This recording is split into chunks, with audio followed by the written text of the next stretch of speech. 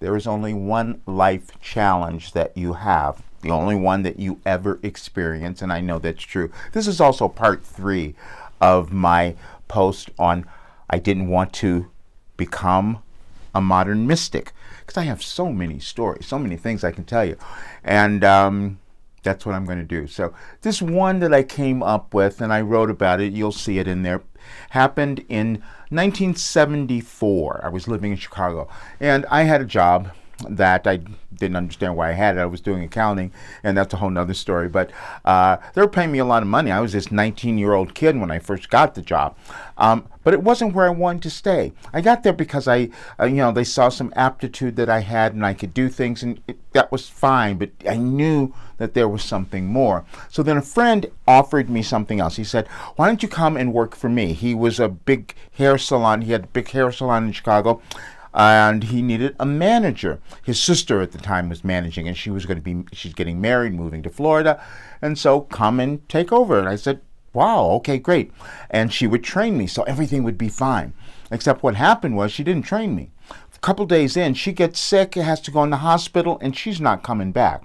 I'm left alone. I'm 23 at this time, and I'm looking at this staff of 35 people, freaked out, going, what do I do? Sleepless nights, going crazy. I don't know what I'm going to do. And then I thought these people hated me because they're looking at me, this kid who is going to now be their boss. Some of these people had been there 20, 30 years. That's how long they had worked in this place. And now I'm coming along. So I could feel that. And I didn't know anything, but I think what I did is I watched TV or saw some show about businesses. So I said, how do you run them? Because before, when I was doing the accounting thing, I was just working for a corporation. I didn't run it by myself.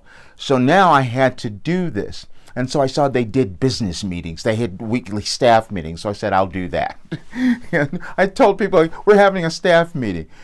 And then we started doing that. And then I said, I still don't know how I had the courage to do this back then, but I said, we're going to do this every week, and it's mandatory, and you have to show up. And they started doing it. I go, this is crazy, but the reason they were doing it, because I approached it differently. I'm asking them, because I didn't know anything, I said, what do you want? What doesn't work? What could be better? Those are the questions that I asked. And they were thrown off because no one had asked them that. No one in management had done that for them. I'm just this novice. I have no idea what I'm doing, so I'm asking. It started working.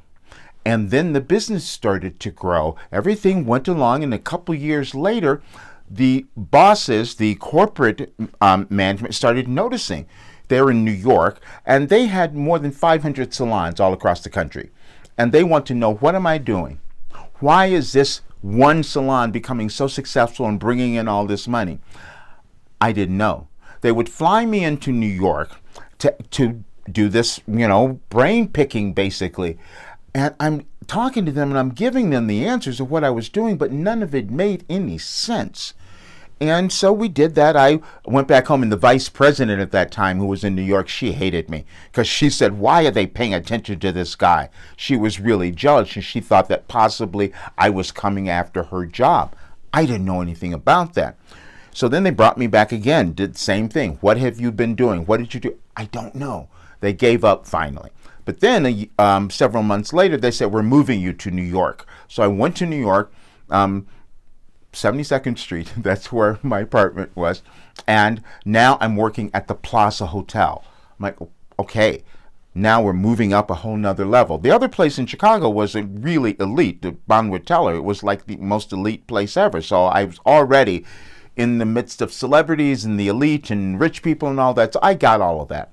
And so then but I still didn't know what I had done. And then when I get to New York and I'm doing the Plaza Hotel, I'm thinking, this is not it. I did everything. I worked my butt off. I always do this. I renovated that place. I put in so much time and effort. You can't believe I was there hours upon hours, but it was so stressful because they had corporate problems that I didn't want to be a part of, and I said, I can't do this. So I had to leave. I worked it out where I could leave because I knew this was not the direction. The glitz and glamour, all that stuff has never been what's gotten me. Yeah, they're paying me money, and I was in this wonderful place. I met all these celebrities, but that's not what drives my boat. I wanted them to live up to what they were doing, so I left. Anyway, years later, I discovered what I had done. And this is what caused me to change what I'm doing, caused me to do the work that I do now. Because, see, when I was there in the very beginning, I didn't know anything. And what I had to do was rely on me. I had to become my authentic self. My authentic self cared about people. It asked questions. When someone would come in the door, this is the first thing where I started to discover years later why it was working. When a client would come through the door, I made it a point of remembering their name. That's all it was. So then they would walk in, I could address them by their name. And the customers are like, they said, wait a minute, we've never had this before. We were just numbers before. Now we're being seen. And that's really what it was. And that was the part of me that was natural. The innate part of me that's always been who I was.